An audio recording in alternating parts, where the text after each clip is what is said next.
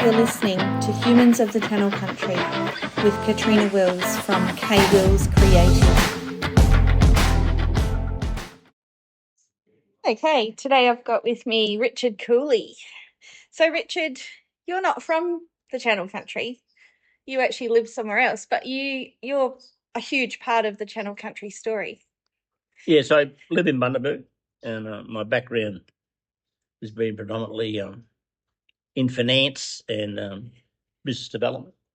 Yeah. And came to the Channel Country through the late Brian Mooney wanting someone of a Diamantina Shire Council to be able to develop and improve the infrastructure through grant funding. Yeah. And on that basis, I've been involved with Scott Mason, who was the CEO at the time, in developing some grant programs for councils in the North Burnett area quite successfully. Oh, wow. So when Brian asked Scott said, I know someone to ring. So he rang Greg Wallace, Yeah. the CEO of the Perry Shire where I work, Okay, to yeah. see if I was still around to do it. And so eventually I spoke to Brian. Yeah. On the 23rd of June 2008, I arrived at Diamantina. Oh, wow. Yeah, because I met you in 2011 when I was working closely with Brian and remember doing some stuff with you with Carberry Homestead and a few of those things. So what are some of the projects you've done out here? Oh, where do we start? Yeah. Well, some of the simpler ones were like getting all those ergonomical toilets on the road, which was quite not huge, expansive grants, but important grants from the point of view of that increased the tourism value of the Shire. Absolutely. Where people could now travel with comfort. Yeah. And the older people could travel with comfort through that simple process. I think we've got 6 or 7 that we put in. And then other simple things that are very community minded, the development of both Anzac Parks and memorial walls and statues and through that development. But I suppose the bigger ones is the singular biggest one that, although it's been a bit of a minor problem, was to get the $1 million grant to solar the whole towns. Yeah. So, and to do that, we're the only towns, as far as I know, anywhere in Australia where money was given outside the Aboriginal communities. Yeah. For one whole shire to have the whole area of the shire solar. That's incredible. And there's talk now of Ergon putting batteries to back up the solar. Well, that Ergon got the money for the batteries from me. Oh, wow. I rang Canberra. Yep. To plead their case. Yeah. Because I know them well because we did the solar project. Yeah. And Canberra agreed to allow corporate entities of state governments to apply. Fantastic. And they were able to apply, get the money, and do a development to put the new solar, what they call mini grids. Yeah. Into 6 towns where there's electric generators. Yeah. And have you been involved in things like getting the mobile service at those toilet stops as well? Or is that something else? No, we've looked at it. I don't know how many are in, but it became a difficult situation because with mobile phone money, council applies, the telco gets the money, the telco runs the deal, you've got no control. Oh, okay. So it's been something that is a bit of an issue, but we looked at it. We looked with private enterprise. Originally, I looked at UHFing the Shire. Oh, yeah. Yep. And Main Roads would do it. Yep. We're going to do it for us for $20,000 a year, but at that stage, council said no. They just want to leave UHF as a situation with the farmers. So there are available mobile phone assets that give you a small amount of distance delivery from around a set point, but not long term. And as I say, the hardest part is if we try to go and improve mobiles, it's up to Telstra to want to improve it, but we have to go and find the money. Then you lose control. So it's a difficult thing to look at. It is a difficult thing, isn't it? And out here, it's something that is certainly it's needed. But then again, I live in Bundaberg. I live 3 kilometres from a radio tower. Yeah. Telephone radio tower. And I've got to stand in my front driveway to try and talk to people and still don't get reception. It's crazy, half the time there's better reception in Bedourie than being in Bundaberg. Yeah, and that's what I noticed too. I go back to Narracourt in the southeast of South Australia regularly, and there's very poor reception around Narracourt, and Shocking. so it's not just out here that it's like that. Yeah. So things like the historical places around here, you've had a fair bit to do with some of those as well. Brian was very much into that. Yeah. Brian could see there was some things, even though the Birdsville Courthouse has taken a while to evaluate for a lot of reasons. But what Brian was and I were able to do was resurrect a couple of sites that were very simple, which was like the Donkey Boy out the road, and I got money to put the cross in. We did Toodle's grave at Ethel Booker, the young girl there. We redid that, but what we did was get money first up to do the conservation management plans on the courthouse, the Mud Hut, and Carcary Station. Now, the whole idea of Carcary Station was to get some development and hold it, even though it's owned on the Morton family farm, and they don't want to develop it. Yeah. But through having the conservation management plan for both the courthouse and for the Mud Hut, we're able to generate reasonable amounts of grants. Yeah. So the grants have been done to refurbish the courthouse to the stage where it's going to be open. Yeah. And the money was just different amounts of grants have gone into different processing stages of the courthouse. Yeah. And the conservation management plan of the Mud Hut won a National Heritage Award. Wow. For its value and its content. Yeah. And it also gave us the fact that we rebuilt and refurbished the Mud Hut with heritage architects who actually manufactured tools of the 1890s to rebuild it. Yeah, they were incredible. So I was lucky enough to speak to them when they were out here. Highly talented, very successful, orientated people who have developed an asset for us that is very, very good. Yeah, and it's so good to see such historical places preserved for future generations, and the work that you've done and Brian did. Is... Well, see, Brian, Brian specifically was instrumental in getting the police trackers hut back from Ethel Booker at a Bush Heritage, which, we were one of the few people that went there invited and were allowed to go to Ethel Booker and look at it, and that's how we did Toodle's graves on Ethel Booker, which is a funny thing. The grave is on a northeast or westerly facing slope, on a sands unit, the big water hole there. And she died, I think, in 1912. Yeah. Age 12, drowned in the water hole. Oh. And it's a old brass frame with a cross on it. And we refurbished the frame and the cross. But there's a tree grows in the top left-hand corner of the grave. There's never been any taller than her and never died. Oh, wow. Through every drought, through anything, through all floods and rain. That's incredible, isn't it? It stayed about 1.3 metres tall. Yeah. And it's like a gum bush. Yeah. In the corner of his grave. Sure. Just a little tribute to her, isn't it? Well, you sort of wonder sometimes for people. Do. You can be sceptic and you not be sceptic, but that's a true story of Toodle's grave. Yeah. Yeah. And of course, we've got Anzac Day here tomorrow in Bedourie, and that's been a big thing of yours and a huge part of your Channel Country story, I believe. We've had the wonderful services that you do. Well, we've had a lot of success with it because when Brian found out, because when I arrived, I was still a serving member of the Armed Forces, and the what they call the Artificer Sergeant Major of the Army Reserve Workshop in Rockhampton. Yeah. And when he came, he said, "You've got a challenge." What's that? I want the camels. So what do you want to do with the camels? So at a unit called 26 Transport Company in Brisbane, a Royal Australian Corps of Trucks, as they call them, Royal Australian Corps of Transport unit, based now at Amberley, who are originally based at Benogra, have 2 pet camels as their mascots. Oh. So Brian wanted me to bring the camels.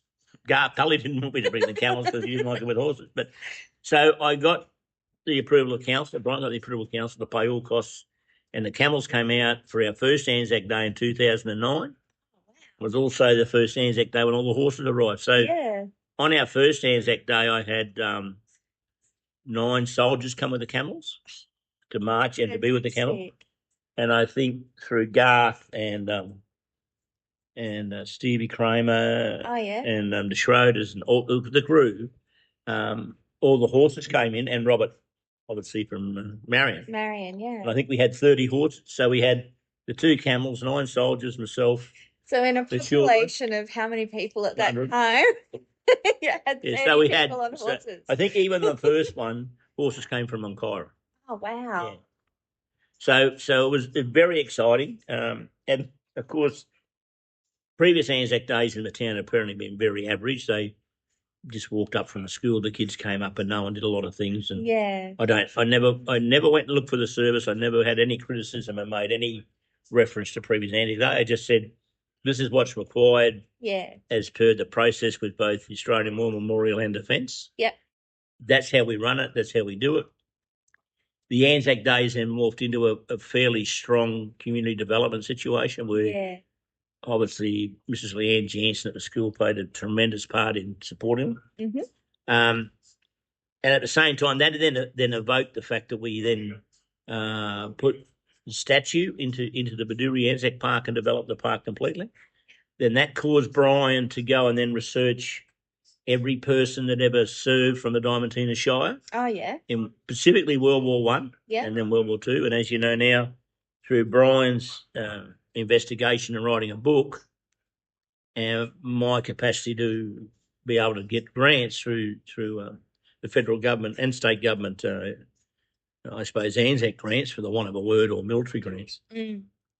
We put the statue into Bedourie because Bursley had been given one. Yeah. And then we built the memorial walls identical in both towns with the same names. And consequently, this weekend, we're actually adding 4 new names of the one family, Richard's family, from Mount Leonard to the walls of Anzac.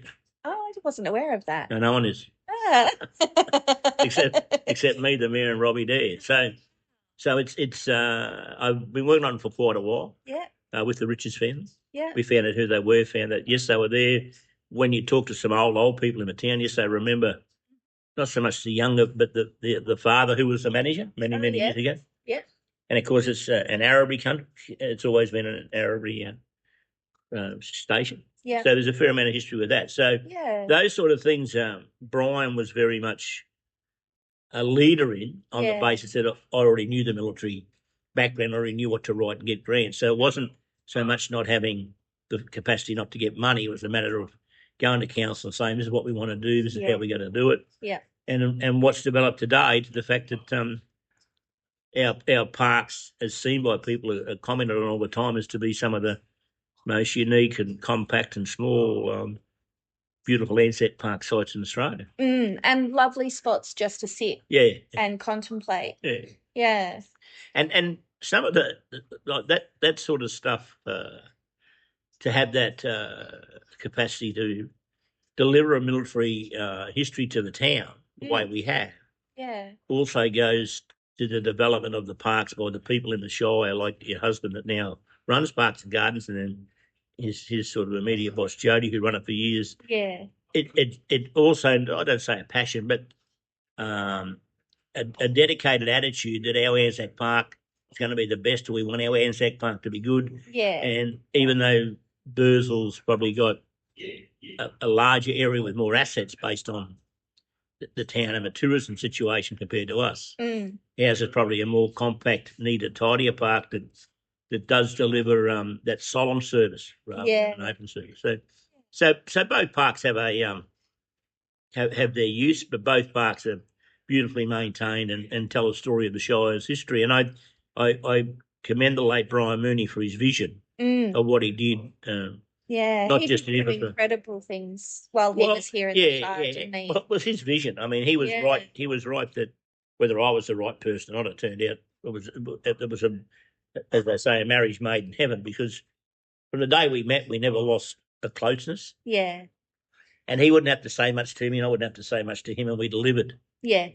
And delivered on many a front. You know, like the first grant I got was to put 2 portable X-ray machines into the hospitals. The second grant I got was a whole complete new toilet system at the Bursley racecourses because women didn't want to go anymore because of the long drops. That was 200,000. I got 200,000 for the tennis courts in Bedourie. Yeah. And those sort of developments to prove they went along. Which I saw being used on Tuesday. But inside of all that, there's been many an infrastructure development in sewage and water and bores and that sort of thing. So I sort of said at my send-off speech with the mayor and spoke to Councillor there about.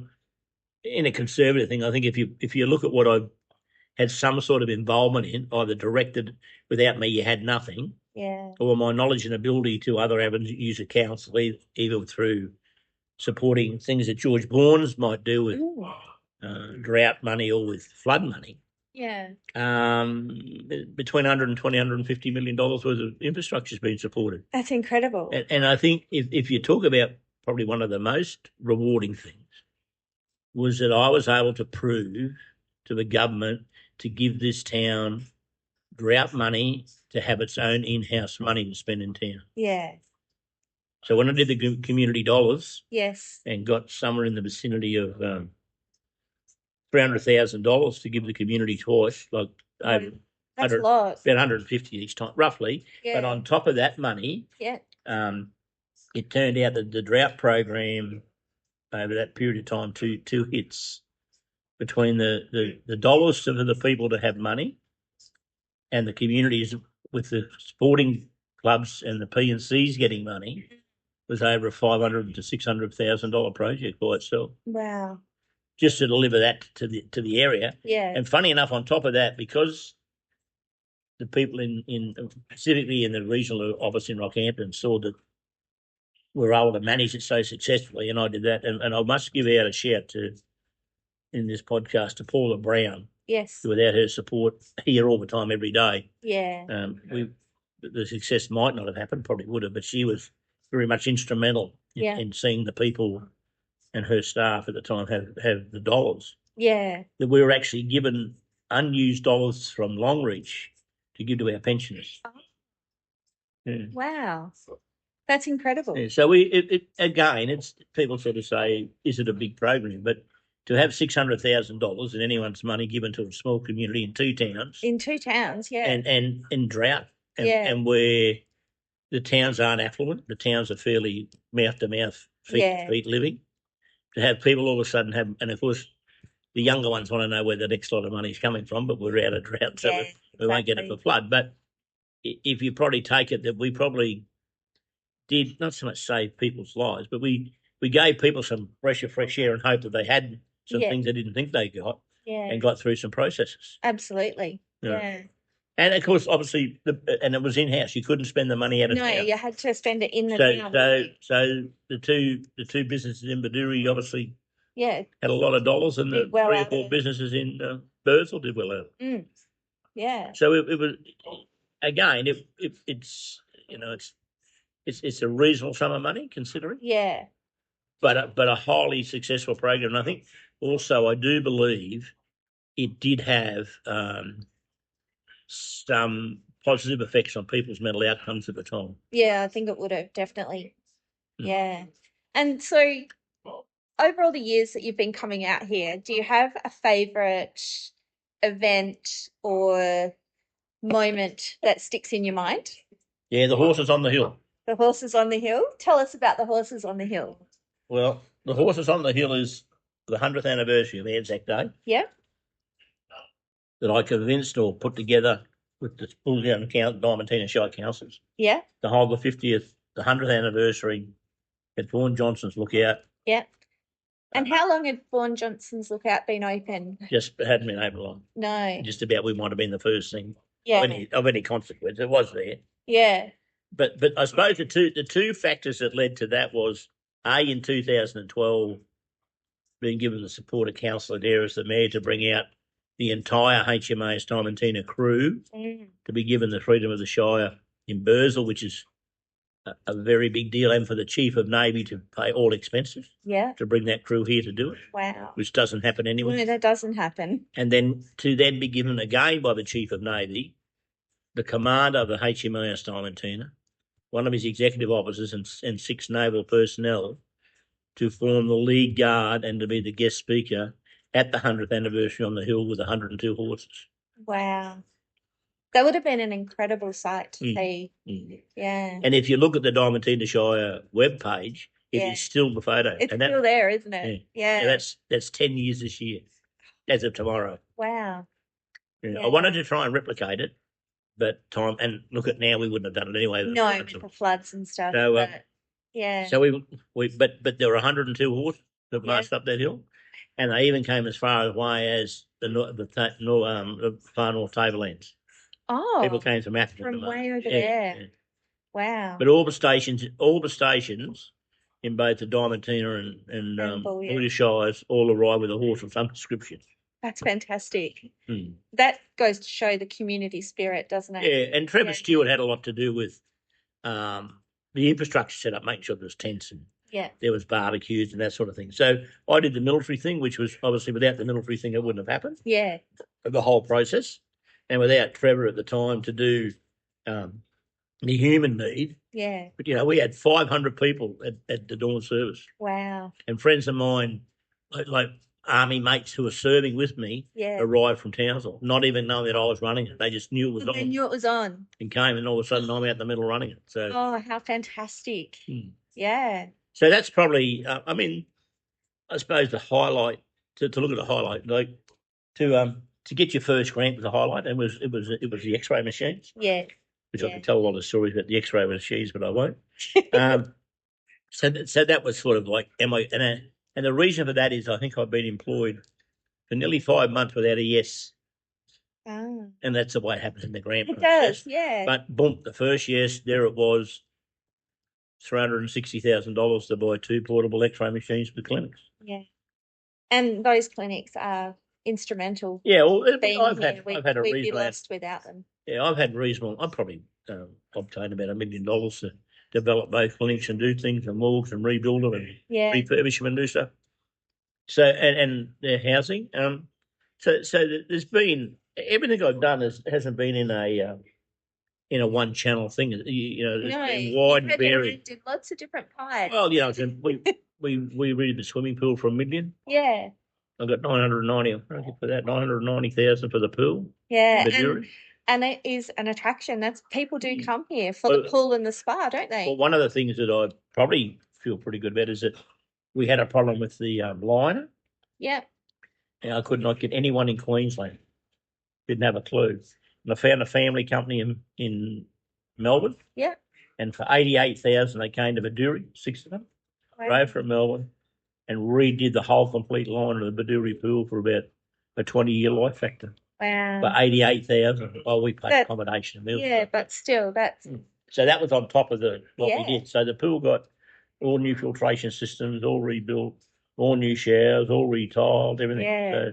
So it was, and with the roof. So the whole process. That roof is a game changer. It definitely is. Like, I remember in 2011 swimming there with my kids and being too hot in the pool. In the sun. Yeah. But now with that shade, it's spectacular. No, so that like there's been those sort of, we just refurbished the Burgsville tennis courts for 200,000. Yep. And for to play 5 different sports at them. Yeah. So a lot of the things we've done and continue to do. I suppose if you look at one of the things with the community of what you could say with the Bedourie community is to get.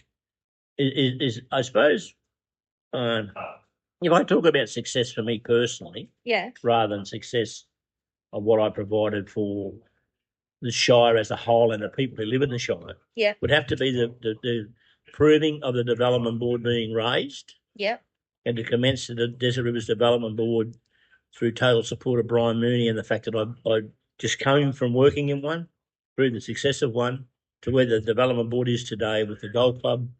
Yeah. And obviously my drive of the Development Board being inside as a direct advisor with the community, we've raised over $250,000 to rebuild that clubhouse. Yeah. But then we've also been instrumental in buying goods and sporting goods for the whole Shire. So the Development Board, not a lot of people probably know about it or don't want to know about it. It has been a major part of both communities in delivering stuff at grassroots level that would never have been delivered. And still going to this day. Like we've got a women's conference now coming up that we've got for women to do, come over and talk about management. And, all those sorts of things. So there's probably things that have happened in the community that, without Brian Mooney's foresight to realise the community, the whole Shire had potential to go forward than what it was. Yeah. And Brian was never anti that there was only horse sports deals, like, you know, you have Camper after Bronco Browning. He saw the greater visionary, there's far greater things to be done. Yeah. And to do. And if you look at just the evolving of Anzac Day, even though this year in either place is going to be reasonably small because of flooding. Yeah. And we're only going to have a small march, but a lot of people, so to speak. Even that vision of what he did to allow me to do what I did. Yeah. And the vision he saw that there were ways to go to progress the heart of the community was probably, you know, one of the best things that happened to the Shire. If you look at over the Shire over the years, many things have happened. You know, Bedouries had a pool, and Birds has got a pool that was put in by the state government for the school and other things. But the things that have evolved since the day Brian Mooney arrived have probably doubled. They have, definitely. Now, even what he was as a tourism development manager on the ground to do things that didn't need grants, like improving just things around the race clubs. Yes. Or improving things in other avenues, and then taking the position of tourism development manager and community development out of a one little room and one desk to developing and making that visitor centre in Bedourie, being involved in the expansion of the Wawari Centre. Yeah. You know, there's a lot of things that he did. There's a lot of things that he did, isn't there? Yeah. Very, very astute businessman and a very, very astute tourism and development manager, and sadly, it's very sad that we lost him. But while he was in the Shire and still after it, but like he and I, the friendship was such that he couldn't get any money of anyone, and I got him the money to put the memorial up for that Rick Milosevic in Poopy. Wow. For that Afghanistan guy that got shot by the rogue Afghanistan person. So he and I were still doing business together. Yeah, even on a friendship basis. On a friendship basis. He supported me, I supported him. No exchange of money. You know, we might have had a beer and a feed together, but or a wine. Yeah, we had wine, didn't he? We had a few together. So a lot of things developed out of that. Yeah. And to this day, the Afghanistan Veteran War Memorial in Brisbane at Milton came because of my involvement with Brian Mooney. Yeah. And Rick Milosevic's wife being involved with the Afghan veterans. To do the 42 for 42. Yeah. Who ran me up and said, would you do it? Yeah. No, that sort of thing is just amazing. Yeah, so it's been something that, and as I say, it all started, the funny part is, not so much I started in finance many years ago, and I morphed into a development board in Theodore many years ago. The thing that got me this job, and the thing that, I suppose evolved the fact that I had the capacity to tell a good story to get some money. Yeah. I was working as a controller of the SES in Bundaberg. Oh, yeah. And what happened was the training job inside the actual Department of Emergency Services in Bundaberg came up. Yeah. And I was given the full-time role for 6 months. So I still ran the SES in Bundaberg, but then I developed training packages for the whole of the region from Maryborough, basically, well, not quite Maryborough, but Maryborough through Monto. Oh, righto. So a fair area. Yeah. So, but what happened was under the BD government, you're allowed to change positions in any government department if another one came up somewhere else you wanted to move. You didn't have to prove any expertise, but you had to give a guarantee you learn and train. Yeah. So what happened was a bloke wanted to get out of health in Manville, put him for a job in Bundaberg that I applied for. He got the job because he's automatically staff member of the government. Yep. So the gentleman who was my manager said, look, the thing's just come up from Brisbane. The Department of Attorney General's released $50,000 grants for SES units. Oh. So they said, would you, because of your background, and would you write some grants? Oh, I suppose so. So I wrote 10 grants I wrote for Karui and Howard and Noosa and Mundubra and Gayndah where Mr. Mason was and Mount Perry and Bundaberg. So I wrote 10 grants, $50,000 each, and got 10 grants approved for $50,000 each. Wow. So that's where I suppose the reputation externally into local government I was known in local government and in the development board out of Theodore down to Dalby, but in a different vein. Yeah. More to do with traineeships and training and helping business houses, where this was more about community involvement. Yeah. So on the strength of that, this Mr. Greg Wallace, the CEO of the Perry Shire, said, "Would you come and work for us?" I said, "What do you want to do?" He said, "Oh," and they got a very strong community there with the Axemen, a very strong on Mount Perry, and the showgrounds were, and the race club, I think, was the first grandstand built in Queensland at a race club. Yeah. So they wanted that repaired, and I said, "Okay, well, if you give me $1,000 up front, I'll write it, and we'll just leave it at that. A win-win-win, we lose, you lose." So I started writing these grants for Mount Perry, and I would rate 3 or 4, got them up, obviously, in between getting these $50,000 ones, of which Mount Perry was one of them as well. And so we're floating along in the breeze and away we're going. And then the opportunity came to write a disaster management plan. Yeah. So we applied for the grant and said, "Okay, Greg, if you get the 35 grand for me to write it, how about we take that as an annual salary, and then I'll work for the Perry Shire on all grants." Oh, yeah. Yeah. So I wrote small grants for here and there and wrote the disaster management plan. As I finished that, was the time Mr. Beattie decided to amalgamate. Okay, yeah. And Greg Wallace had been at Mount Perry for 40 years, said no, not, and I think he had 1 year to go to 60, but he said, "No, I'm out." And obviously me being at Perry and all the other, and the Gainer and Miggin and Mono and Isol, who was he, what, I sort of walked at the same time. Yeah. Which was 06. Right. 06, 07. Yeah. So in that interim, Mr. Mason didn't get the job as the new CEO, and obviously Diamantina had been looking for a CEO for a fair while at that stage. Yeah. And Brian Mooney was actually sitting in the slot as the acting CEO for a fair period of time. Yeah. And then Scott Mason was given a nod to apply for it. Yeah. So that's when Scott Mason, I think in November 07, was made CEO. Yeah. Brian was in the chair. And the start of 08, Brian said, "You better do something about it." And they rang me in March 08, and I started in June 08. So that's how that whole complete process commenced. Yeah. And away we went. So so it's been great fun. It's been sort of the best of both worlds, having two families, so to speak. One here that of the locals who respect me and have time for me, and I do things for them, and have given some things in their life they mightn't have had. Yeah.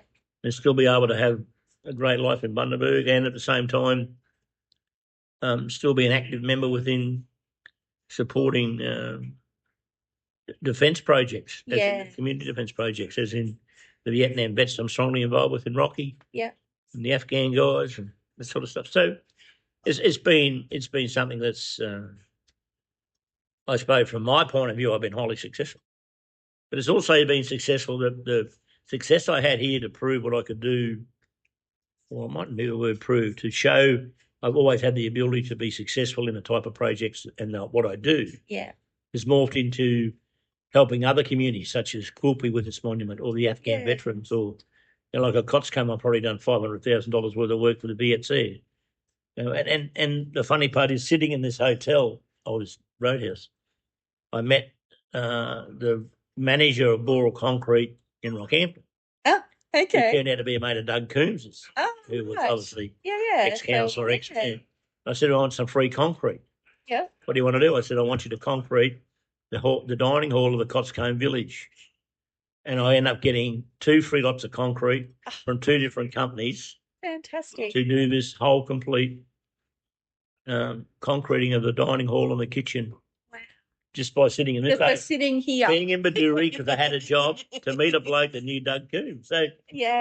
So all those sort of things would never happen. And to watch now that we've got this village where the old people can go without walking through bricks on the ground in a dining hall and whatever is again very, very pleasing. So it is, yeah. But Katrina, it's been a good journey. I do believe I do believe it's time for change. I do believe that there's changes in council to the fact of how they want to run specific parts of their operation as to where I'd fit in. Yep. But at the same time, if I look at probably six similar councils in the greater northern west are all going down the path of external support staff to grant writing. And then that external support staff, no matter how it turns over, that group will always have someone there rather than if, for example, I left anyway tomorrow, my wife's health was bad, my health was bad. Yeah. Could you get someone the next day? You don't. No. Yeah. And the days of probably people coming out of corporate backgrounds like myself and having a wide and a variety of range of knowledgeable capacity in corporate life don't exist. No. Don't exist. No. You know, the world has certainly changed from when you first came out here to now, hasn't it? Yeah. And the way. And inside government's changed. You know, like when I first got here, we were writing grant applications that had to be in triplicate. Yep. They had to be witnessed. You had to go and put them in used to go and take them to Brisbane to a courier bag. Yeah. Pay DHL couriers to go to Canberra, have the DHL courier clear for security to hand the grant in at the front desk. Yeah. So different to now. And now you press a button. Hope it goes. You know. So, and that's in 15 years. That's sort of more way out. Yeah. You know. So there's been huge changes and huge understanding of how you can deliver the product being a grant application for a result than it ever was. Yeah. Yeah, for sure. But it's also making it easy for community groups who want to apply. Absolutely. I reckon that to do money. Yeah. And it also supports that council itself might decide to have some of Paula's people do the under 20 grants and not pay money to peak services to do them, and try and keep some in house and just practice and do it. So but that's been the growth of the industry. Yeah. The way forward of the industry. Yeah. So. But it's all about it's still all about getting those community groups together and allowing them to do what they need to do and get the community involved and that sort of thing, which has been a huge part of your. Oh yeah, everything I've ever done. Yeah. Like even the money, as I said, the drought money. Yeah. The amount of. It was all about the community. Both sides, both the people. Yeah, and the businesses. Yeah. And like the Birdsville Golf Club, you know, with helping it with dollars, and it morphed its way into the $1 million hole. Yeah. Which is disappointing because Brian, Mooney and I invented it for here. Yeah, you did. And they took it off. But that's not here. Neither here nor there. But yeah, it is nice to see the golf club here before the floods. It was being used. So the golf club's going to be used hugely now. There's a whole change of process. Yeah. There's a whole change of people who want to make it go forward. Yes. It's been developed to go forward. It's now been air conditioned so we can have functions there. Yeah. So but all that sort of thing develops. I mean, even like today, we go to a library opening now. The library was in the back of that Vic Centre, which was a bit hopeless. You don't say it's in the most prized possession in the hall, but it's in the hall. People can go to it. And it's open. You do what you want to do, but you can still go to the Vic Centre and use the community computers I got. Yes. Yeah. So it's the best of both worlds. Yeah, exactly. But no, it's been a wonderful journey. Yeah. And my family are obviously very proud of the focus of what I've done. Yeah. I actually I rang up like I saw it like Monday. No, sorry, what's today? It must have been Monday. Who was one of my partners? I was in motor business, and we're talking about a new process. And he said, "Oh, I saw your name." I said, "Where'd you see my name?" And he said, "I was at Quilpie looking at the monument of Ricky." He said, "And there's you again in the bush." You know?